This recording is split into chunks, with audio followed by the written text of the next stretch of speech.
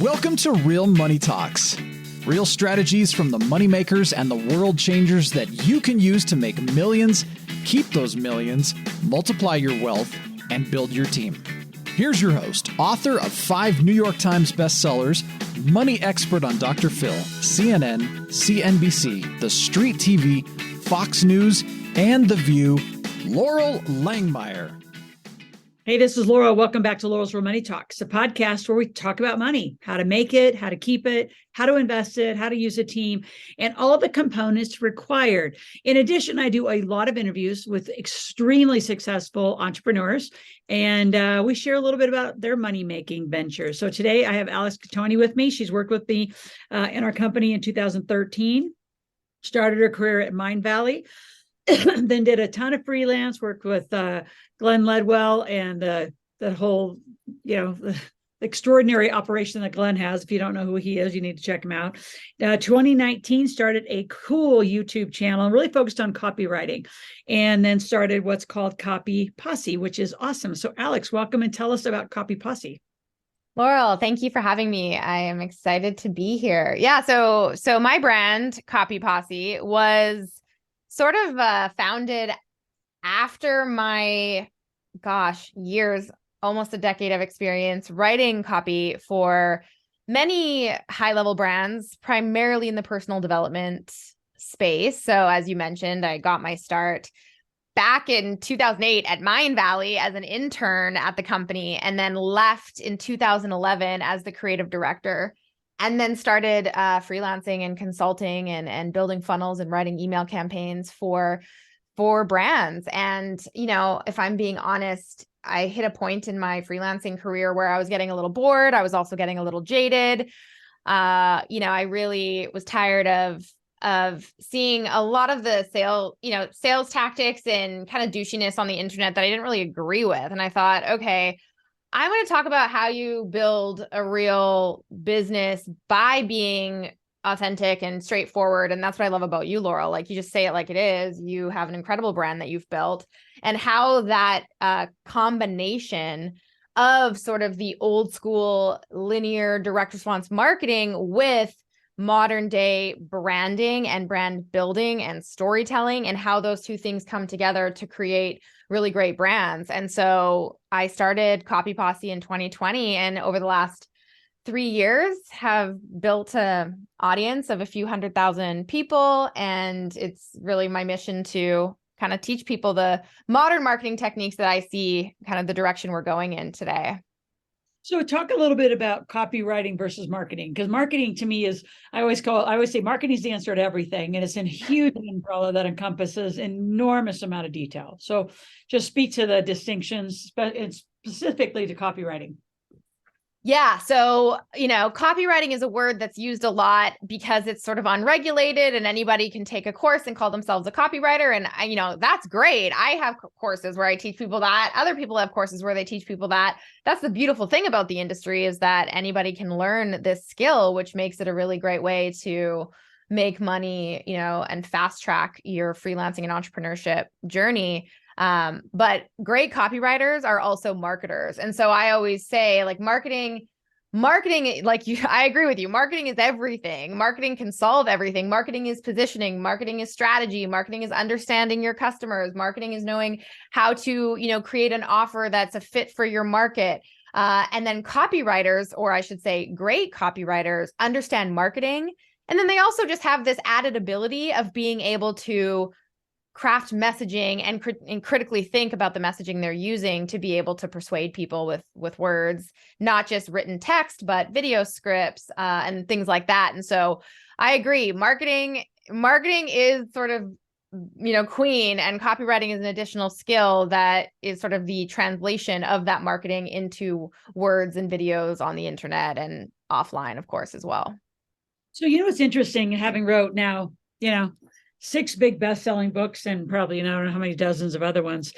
How many people are in the writing space and say they're editors, sometimes say copywriters, but provide some distinctions, because I think just like, there's the poor starving artist, a lot of people think these are poor starving editors. And I can tell you, Right. the woman who helped the woman who helped copyright and really take my transcriptions and make them into these beautiful Millionaire Maker books, she started just per book at $100,000, six figures. So when I hear people that are in copywriting and editing space struggle, I'm like, oh, you have got to be kidding. So talk a little bit about the business of it and the distinctions of those, because I think those that are in that editor, I don't know. I mean, I use this may seem like it's almost like the difference between, I'm a babysitter versus a nanny versus a house manager. I mean, depending on what you call yourself, Right.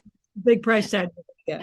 Totally. Yeah. And I think that's the misconception is, that, oh, if you're like, how much money can you actually make writing? And those are the types of people who find me. They're people who have grown up always loving to write, but never believed they could actually turn it into a business. And when you realize that there are over 330 million, this was as of 2021, 330 million businesses on the planet, and they all need messaging to do business, then you really kind of get this feel for, oh, wait, actually having the skill of writing. And I don't mean just, typing words on a page, but being able to really look at that higher level marketing perspective and go, okay, wait, this is a very high in demand skill. I mean, as you said, someone who's written multiple books and launched multiple products online, the ability to use your words to persuade is insanely valuable, and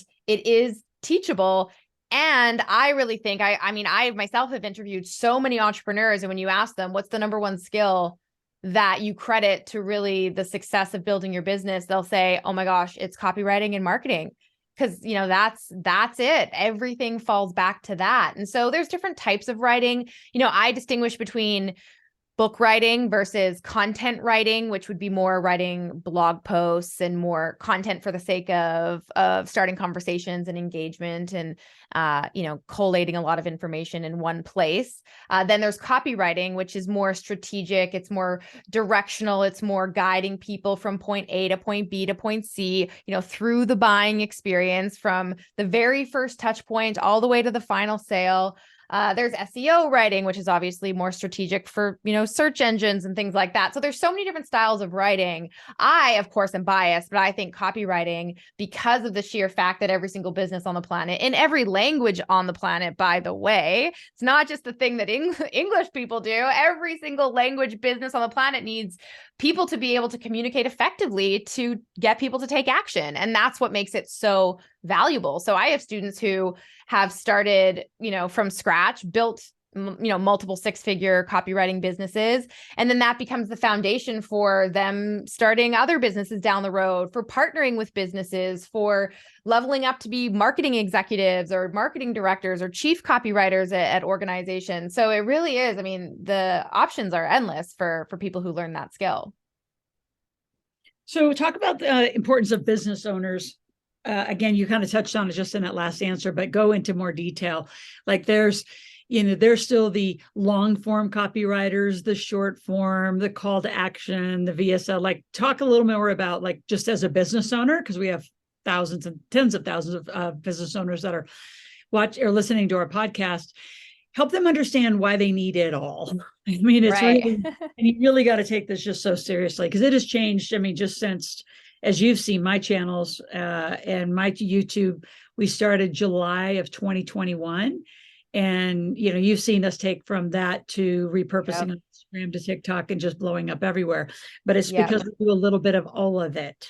Yes. Yeah. I'm glad that you said that. I think first and foremost, a business, you can't have a business without copywriting, whether you even know it or not. Like you talk about how your channels have exploded and everyone just thinks that it's just Laurel getting on video. But I can tell you that obviously video is a big part of it. Video's on the rise. We can talk all about marketing another day, but it's not just that. It's the fact that you're being strategic and you're thinking of, okay, what's the hook here? What's going to make this interesting? And that's such a huge part of copywriting. It's not just blah, blah, blah, putting words on a page. It's going, who's my target audience? What is it that they're struggling with? And then how can I write a hook that's so compelling that they're going to click and watch this video? And then how do I keep opening loops, which if you don't know what an open loop is, it's a concept that forces the brain to naturally want to seek out some form of conclusion. So you usually kind of omit a bit of information. So for example, if I said, I'm going to tell you the 3 tips, you're going to keep watching until I tell you that 3rd tip, because you need to know in your brain, what is it, the 3 tips? And so copywriting truly shows up in all forms of content creation. And it's no secret. I mean, no business owner would ever tell you right now, or at least I hope not, unless they've been living under a rock, that content creation is not important for building a business online. And so it becomes more of the strategy behind it. And then, of course, you have content creation all the way up to the things you're talking about, which is, landing pages and sales pages and video sales letters. And the advice that I would give to business owners is, listen, you do not have to write forever every single word of your own copy. I mean, that would be impossible. Laurel, I know you don't write all of your own copy. I don't write all of my own copy. But in the beginning, you need to know what it is you're trying to say. And you need to know how it is you want to say it so that you can get a really good handle on your marketing and what direction you want to move in. And then you can hire copywriters who have been trained, who know how to write compelling messaging, who can then sort of help you take your business to the next level. But I think understanding it at its core and why it's so important is absolutely the first step. Absolutely. And talk about the AI tools. That's going to make this, even more fun. I'm going to say it that way, because I think the targeting and the connecting using some of these AI tools is even going to amplify, but it also explain what they're going to do for the business owner that's out listening. I mean, I'm excited by it. I think like anything, anytime there's a new trend or tool, there's going to be the people out there who, first of all, try to avoid it and put their head in the sand and hope that nothing changes. And then there'll be the people who go, oh my gosh, this is exciting. How do I use this to propel my business forward, to better connect with my audience, to better serve my customers?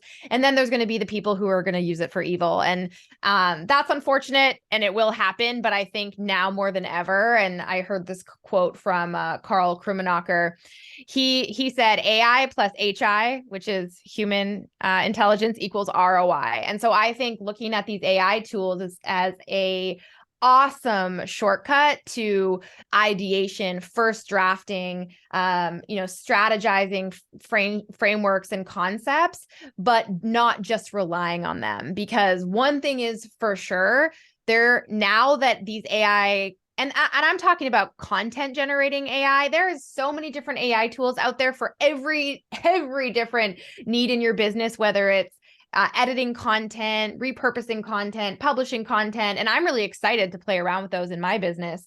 When it comes to content generation AI, specifically for copywriting, I know for sure that there's going to be a whole lot of crappy content published on the internet over the next year, because now anybody with just a few, prompts can create content. And so that, I think, just like when everybody goes left, you go, okay, how can I double down on being human?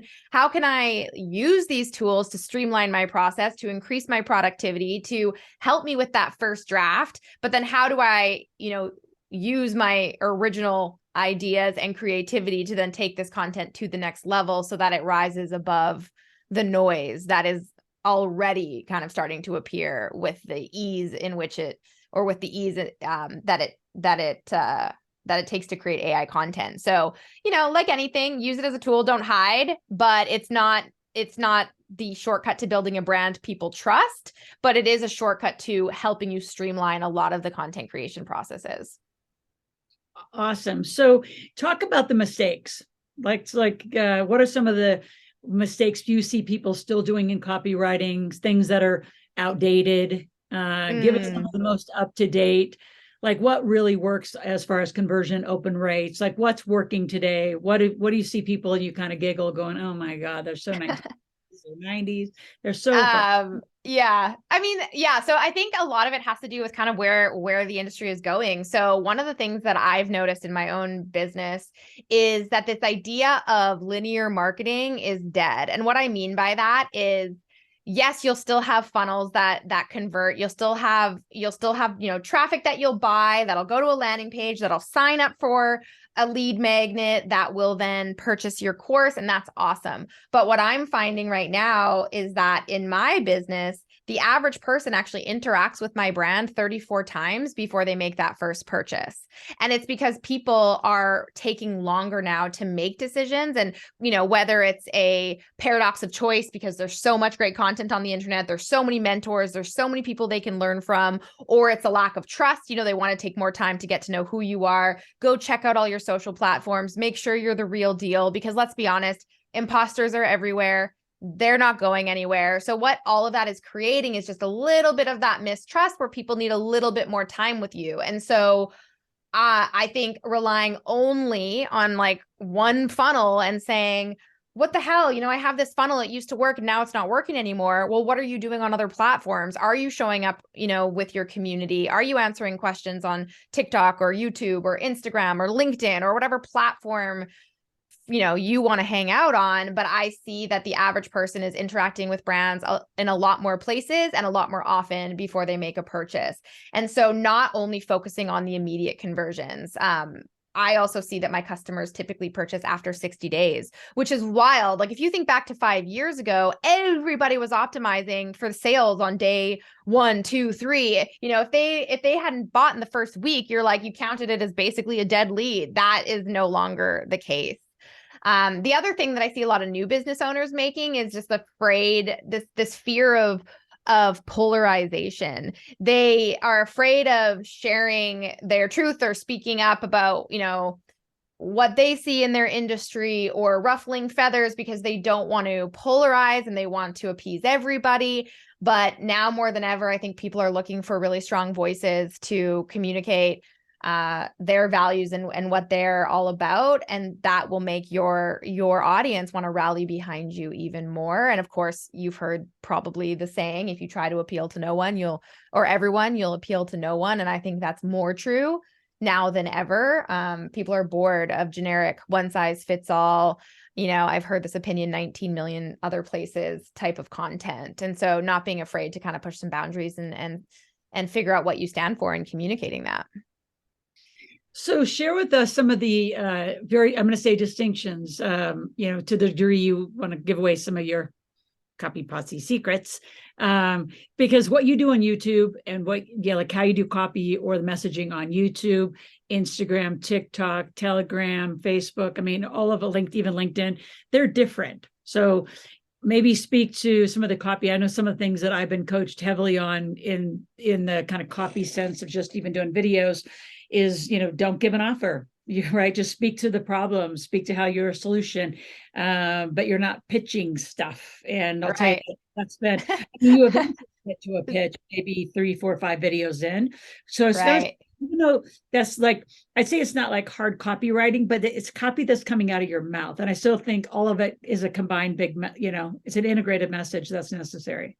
Yeah, absolutely. And I love that. And Laurel, I know we've joked in the past, because you love making an offer and you love the pitch and you're so good at it, but you've exploded on TikTok and YouTube because you're like, all right, listen, I know how to make a pitch, but I'm actually just going to be here to add value. And if you like the cut of my jib, come check me out, and I think that's a big part of it. It's this idea of hey, you don't have to make an offer every time you show up online, because as I mentioned earlier, it's, first of all, every audience on every different platform interacts with content a little bit differently. And so it's important to kind of think about that and how you can really make sure they're having the best experience with you and not making an offer. And not just because your audience might go oh God, every time she does a video, she's trying to sell me something, but because platforms like YouTube don't like it when you send people off the platform constantly. They want people to hang around and hang out.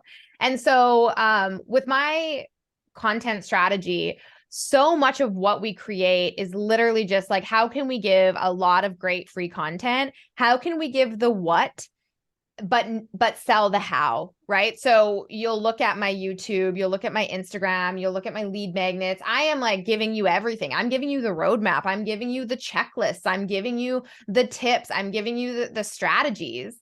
And then I am always seeding and talking about my communities. So I'll say something like, now, of course, in my Launchpad program, we talk, a lot deeper on this topic. And so I'm just kind of very strategically, but also nonchalantly seeding and letting my audience know what I have available so that after they watch 2, 3, 4, 5, 10 of my videos, they know, oh, she's got this program. Oh, she's got a high level. Oh, okay, great. They know everything. And so they come usually seeking it out. It doesn't mean I don't have funnels. It doesn't mean I don't do paid traffic. I just look at everything as this holistic approach that if I can get a really broad net, spread through my content and build up that trust, then once they join my programs, quite often they're like fully committed to everything that I have. And Laurel, I'm sure you've had the same experience as well.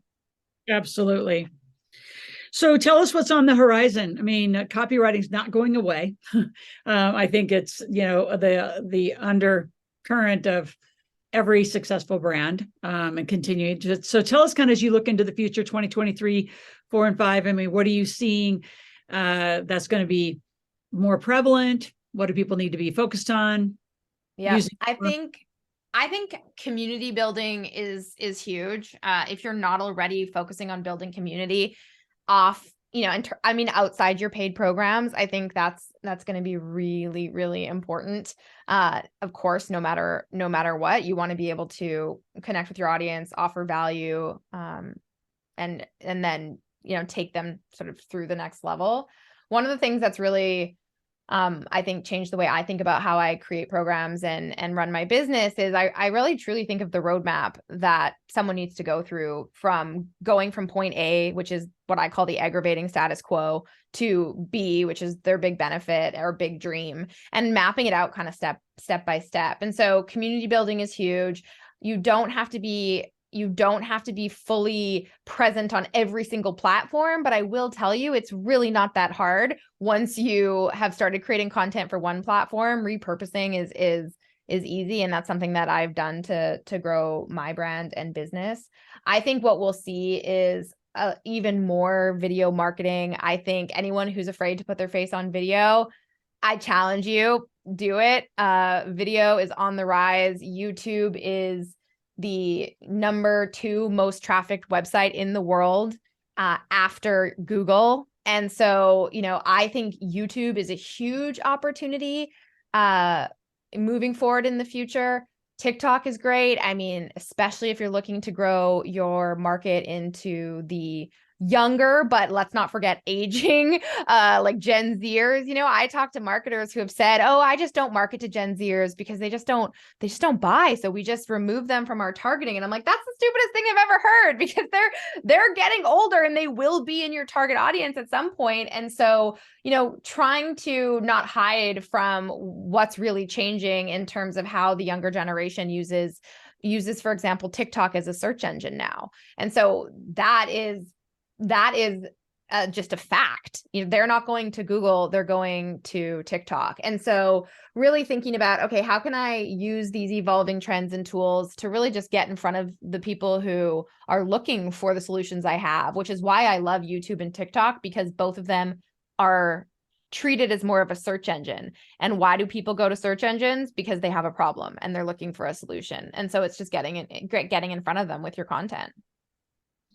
And last thing, let's talk about repurposing. Like we talked about, before we got on to do this podcast, like I take my podcasts, I put them on Laurel Langmeyer, which is more my PR page. And then we make them into blogs and we repurpose. So maybe give 3, 4, 5 different ways where you can take one piece of content and use it over and over. Because I think there's a lot of beginning entrepreneurs, they work way too hard to keep creating new versus just distinctions and repurpose. Yep, absolutely. So what we do at the Copy Posse is we follow a video first approach to content, meaning the YouTube script that is written is the first piece of content. So I have a content writer on my team. She's been through my program. She knows my stuff really well. She knows my voice. She'll write me YouTube scripts. I'll work with her to kind of come up with the big idea, the big hook, because obviously that's really important. But then she writes a YouTube script. So immediately we have that script. I batch record. So about once or twice a month, I'll go into my studio to record YouTube videos. That script then gets published on my blog. And my blog editor spends, a couple of minutes making sure it's got some SEO juice in it. Okay, it doesn't take that long. And by no means are they super optimized. But hey, let's make sure we're making this, effective for the search engines. We then take that exact same script and we put it on LinkedIn. So with LinkedIn now, you can publish articles. You can start a newsletter. Anyone who has a personality-based business, you should absolutely be repurposing your content on LinkedIn as a newsletter, because what's so great is anyone who subscribes, every time you publish, an email goes to their inbox. So it's basically another form of email marketing, but obviously not to sell it. They're very strict about making sure you're adding value, but there you go. You put it on YouTube. Then we'll take that YouTube, or sorry, put it on LinkedIn. Then we'll take that YouTube video and we'll repurpose it into a couple of short form videos. So we'll use a tool like grain.io. There's plenty of other ones where you can upload a long form video. It immediately transcribes it. You can highlight the clip that you want to export in a vertical format. And there you have some short form video content. We then will take the content from the YouTube script and we will say, okay, well, I shared these 5 tips. Let's put that into a 5-tip carousel that we're going to post on Instagram. Let's take those 5 tips and put it as a Twitter thread. This is all the same content. You're not rewriting it. One really great VA or social media manager can do all of this for you. And we will slightly customize the format of the content, as I mentioned, carousel versus a Twitter thread. But it's all the same content that's been written one time. And those are just, a few of the ways off the top of my head that we'll take one piece of content and repurpose it multiple times. Love it. Love it, love it, love it. Alex, it's been great to be with you. Tell them what they are going to get. So in the show notes is going to be a link on how to follow up with Alex and get some of her content, join her community. Talk a little bit about that. Yeah, so we will include some links. I have a program called Own the Inbox, which I highly recommend for all business owners who are looking to really dial in their email marketing. So, again, part of our repurposing strategy is everything that we create for social, we're also creating to send as emails to our email list. And then, of course, what do you do once you have all of this great content and you're starting to build an audience? How do you then create a sales campaign to convert those engaged leads? And that's what Own the Inbox is all about. It's my proven sales campaign that you basically, learn all of the different strategies and frameworks and plug and play. So we'll include a link to that in the show notes. And of course, if you want to just check out Copy Posse, you can go to copyposse.com or Copy Posse on Instagram. Awesome. Alex, it's so good to be with you. And those of you that are listening, I'd love any comments, because we will be bringing Alex back as she continues to develop some amazing copywriting, really tools for you as a business owner, for you and your team. So make sure you stay tuned for that. And if you have any questions or want to make a request, go to asklaurel.com, ASKLORAL. Make sure you subscribe. We're here every Friday morning with an interview or new point of contact or content around money. How do you make it, keep it, and invest it? So thank you, Alex, and the rest of you. We'll be back next week. Thanks for listening to the Real Money Talks podcast. Your host has been Laurel Langmeyer, author of 5 New York Times bestsellers, money expert on Dr. Phil, CNN, CNBC, The Street TV, Fox News, and The View. Want to learn more about off-Wall Street investing, tax strategies, and multi-million-dollar business strategies? Visit liveoutloud.com/podcast for past episodes, show notes, and resources. For some special wealth-building gifts only for Laurel's podcast listeners, visit liveoutloud.com/podcast gifts. Do you have a burning question for Laurel? Visit asklaurel.com to submit your question, and it may just be covered on a podcast episode. So stay tuned and be sure to subscribe to get new episodes every week.